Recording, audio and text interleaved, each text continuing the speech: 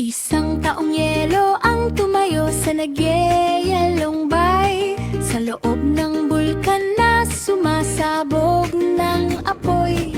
Ang dragon ay umungal sa naglalagablab na galit, habang lava ay dumadaloy sa paligid ng mundo.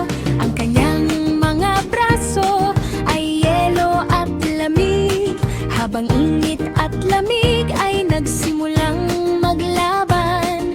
Sumabog ang singaw sa bawat galaw at hakbang, parang digmaan ng apoy at yelo sa kalangitan. Hindi siya natunaw kahit matinding init ng laban, at nanatiling matatag hanggang sa katapusan. Isang epikong laban hanggang sa huling sandali. Isang epikong laban hanggang sa huling sandali. Pa pa pa pa pa pa pa pa pa pa pa pa. Isang matabang baka sa dojo na maliwanag, nakipaglaban sa pating sa ilaw na kumikislap. Makulay ang banig sa ilalim ng pao, kung saan dagat at lupa ay nagtagpo na. Ang kanyang mata ay kalmado at matatag, mga galaw sa karate ay mabilis at tiyak. Sumugod ang pating na may splash at ikot, ngunit baka ay ngumiti lang sa isang tiklop. Isang sita, boom! Lumayo ang pating. Ang baka ay nagwagi ng may kapayapaan. Nagdiwang ang lahat sa paligid ng bayan. Na na na na na. Pa pa pa pa pa pa pa pa pa pa pa pa pa.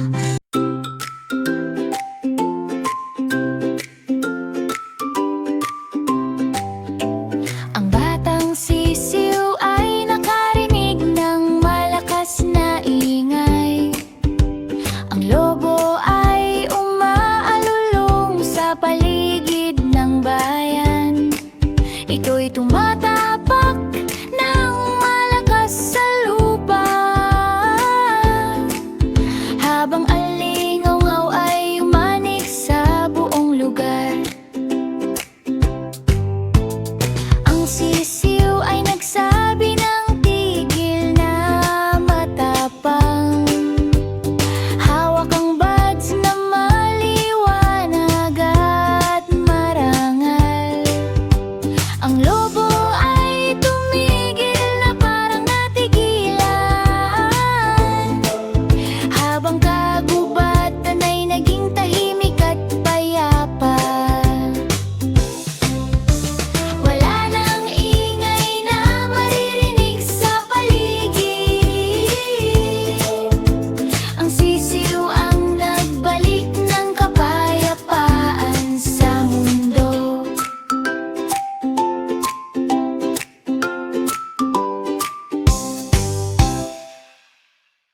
Ang batang elepante ay tumakbo sa apoy, may hose na malakas at kulong na bakal. Umakyat siya ng mataas at lalo pang umangat, habang apoy ay sumiklab sa paligid ng bayan.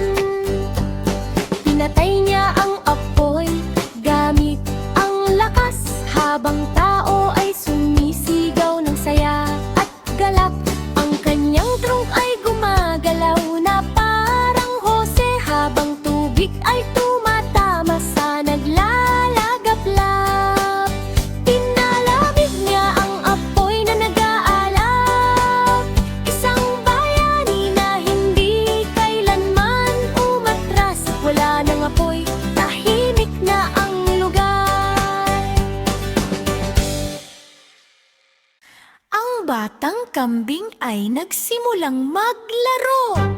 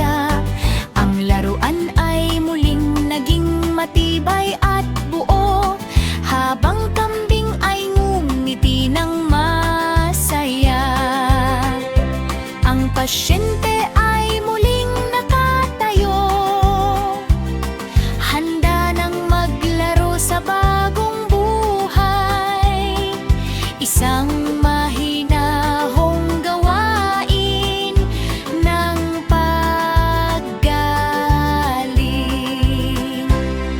Ang batang kambing ay nagsimulang magbilao. May laro?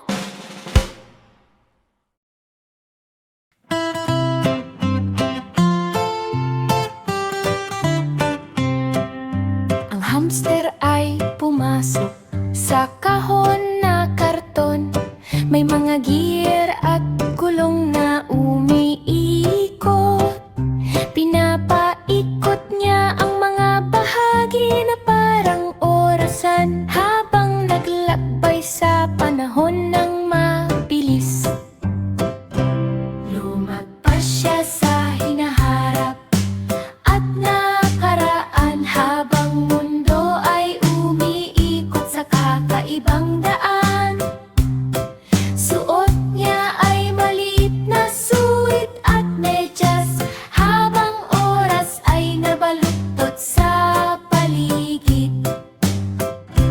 Ligtas siyang bumalik sa tabi ng pantalanan at inayos muli ang mga sirang bahagi.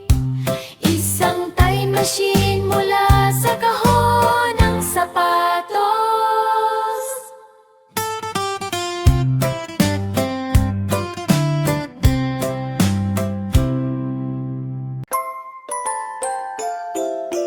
Ang maliit na baboy ay umakyat sa tore. May tuwang sumisigaw sa bawat hakbang. Tumalon siya ng mataas na parang bulaklak at bumagsak sa putik na masaya at malambot. Sumigaw ang tao sa masayang ulan, habang baboy ay nagpakita ng lakas at saya.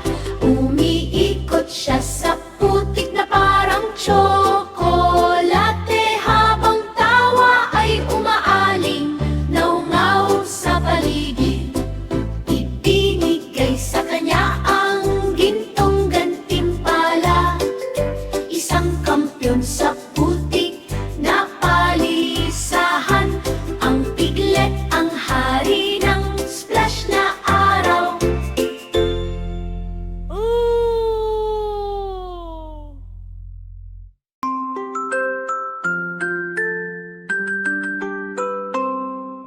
Isang kuneho na abogado na matalino't matalas, sa makulay na korte ng nayon na malawak. May bilugang pisngi at seryosong mukha, habang hustisya ay gumagalaw sa tamang landas. Ang soro ay nakatayo na may baba ang ulo, habang kaso ng karot ay lumalalim sa mundo. Ang mga bahay ay sumisilip ng may interes, habang batas ay umalingaw-ngaw sa paligid. Ang kanyang mata ay nakatutok sa liwanag, at ang hatol ay naging patas at wagas. Ang nayon ay ngumiti sa batas na tama. Ang manok na pulis ay nagpatrol sa kalsada, may makinang bad ginadala-dala. Dumating ang T-Rex na malakas at malaki, naglalakad sa lungsod na parang hari. Huminto ka dyan, sigaw ng manok na maliit, ngunit puno ng tapang at tindig na matibay. Sinubukang tumakbo ng dambuhalang dinosauro, ngunit nadulas sa mga itlog na nakakalat sa kanto. Nagdiwang ang mga tao sa tagumpay ng batas, bumalik ang kapayapaan sa dulo ng oras.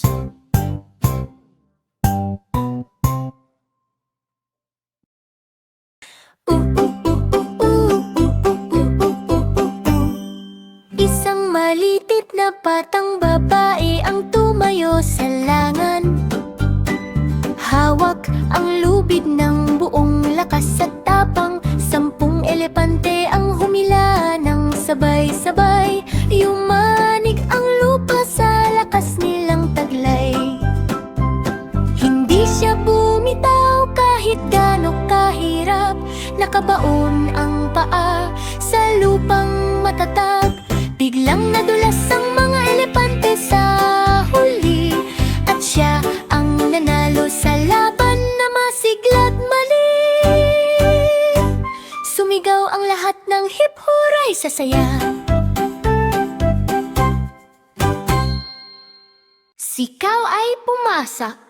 Sikaw ay pumasok sa tindahan ng noodles. May kung fu galaw na parang walang takot. Dumating ang ninja na mabilis at tahimik. Sa gitna ng singaw ng sabaw na mainit, lumipad ang chopstick sa mabilis na laban. Habang noodles ay sumasayaw sa kaldero ng bayan. Sikaw ay sumipa at dumepensa ng husay, habang sabaw ay tumalsik sa paligid ng buhay. Nuuko ang ninja at tuluyang umalis. Sikaw ay kumain na lang ng gulay ng payapa at mahinahong init. Sikaw ay kumasuma.